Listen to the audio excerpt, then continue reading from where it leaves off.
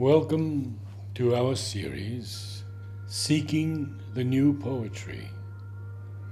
More poems of William Butler Yeats, Part 1.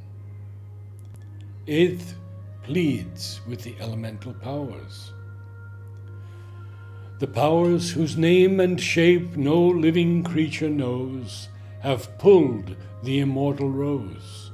And though the seven lights bowed in their dance and wept, the polar dragon slept, his heavy rings uncoiled from glimmering deep to deep. When will he waken from sleep? Great powers of falling wave and wind and windy fire, with your harmonious choir, encircle her I love, and sing her into peace, that my old care may cease. Unfold your flaming wings, and cover out of sight the nets of day and night. Dim powers of drowsy thought, let her no longer be like the pale cup of the sea, when winds have gathered and sun and moon burned dim above its cloudy rim.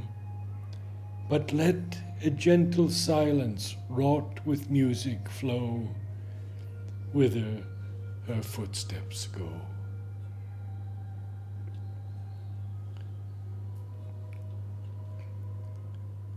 What then?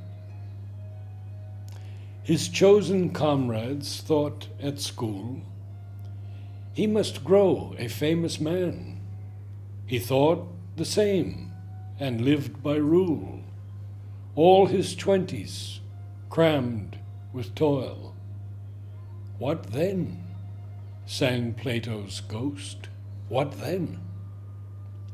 Everything he wrote was read. After certain years he won sufficient money for his need. Friends that have been friends indeed. What then? Sang Plato's ghosts. What then? All his happier dreams came true. A small old house, wife, daughter, son, grounds where plum and cabbage grew, poets and wits about him drew. What then? Sang Plato's ghost. What then? The work is done. Grown old, he thought, according to my boyish plan, let the fools rage, I swerved in naught, something to perfection brought. But louder sang that ghost, what then?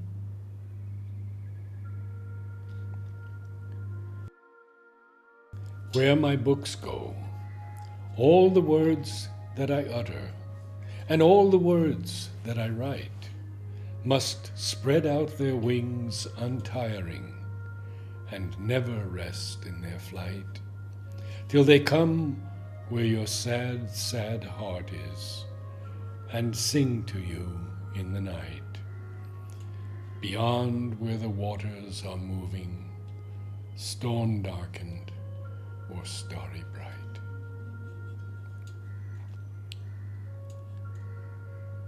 Who goes with Fergus? Who will go drive with Fergus now, and pierce the deep wood's woven shade, and dance upon the level shore? Young man, lift up your russet brow, and lift your tender eyelids, maid, and brood on hopes and fear no more, and no more turn aside and brood upon love's bitter mystery. For Fergus rules the brazen cars, and rules the shadows of the wood, and the white breast of the dim sea, and all disheveled wandering stars. Why should not old men be mad? Why should not old men be mad. Some have known a likely lad that had a sound fly fisher's wrist, turned to a drunken journalist. A girl that knew all Dante once lived to bear children to a dunce.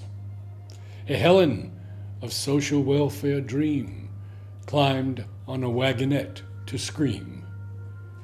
Some think it a matter of course that chance should starve good men and bad advance, that if their neighbors figured plain, as though upon a lighted screen, no single story would they find of an unbroken happy mind, a finish worthy of the start. Young men know nothing of this sort.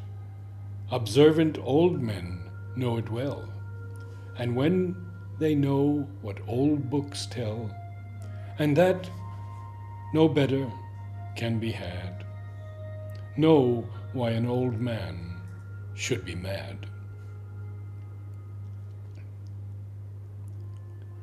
Words.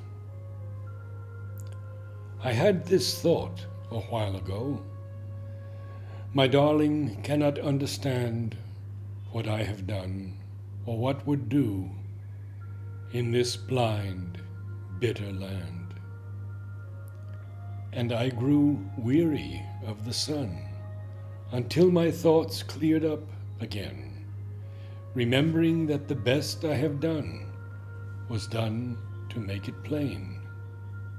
That every year I have cried, at length my darling understands it all, because I have come into my strength, and words obey my call.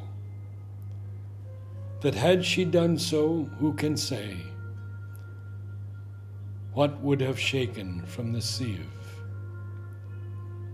I might have thrown poor words away and been content to live.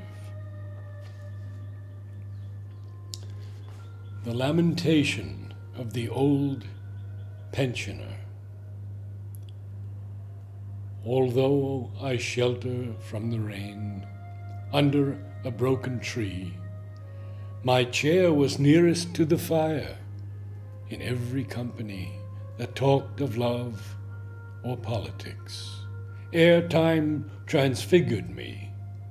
Though lads are making pikes again for some conspiracy, and crazy rascals rage their fill at human tyranny, my contemplations are of time that has transfigured me.